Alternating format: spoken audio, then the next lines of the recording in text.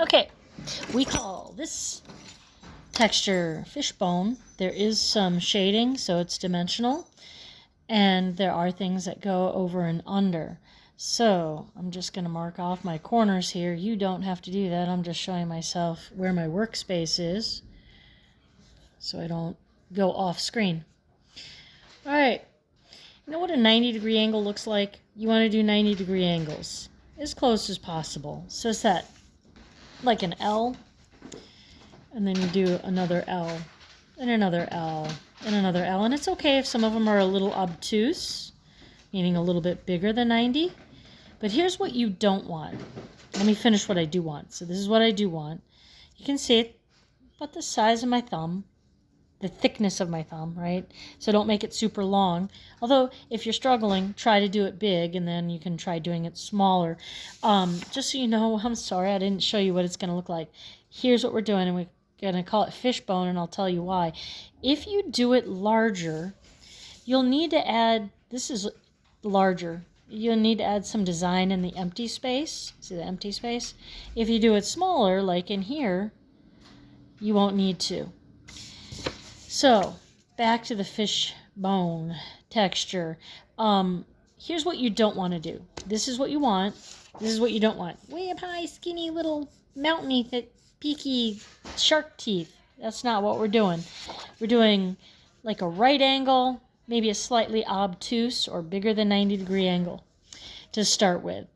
And you can go as long as you need, and eventually you can learn how to make it curve so that you can fill in.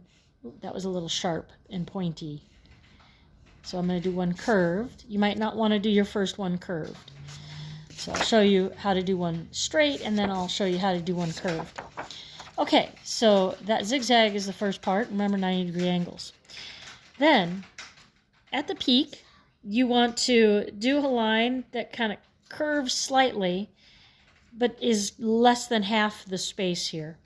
A little less than half the space. If it's half the space, you're okay, but try to go a little less than half. So if I drew a line straight up from that peak, it should not go there. And it certainly should not pass it up.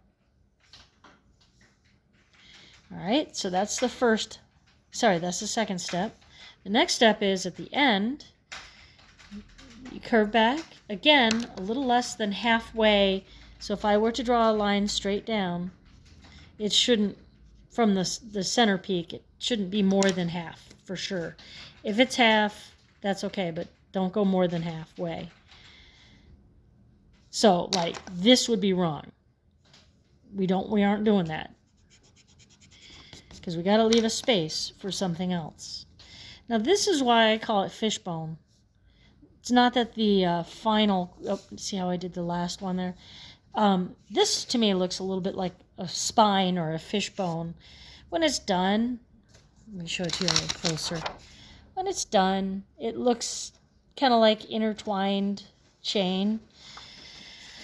All right, so now that it looks like fishbone, you can go to part 2.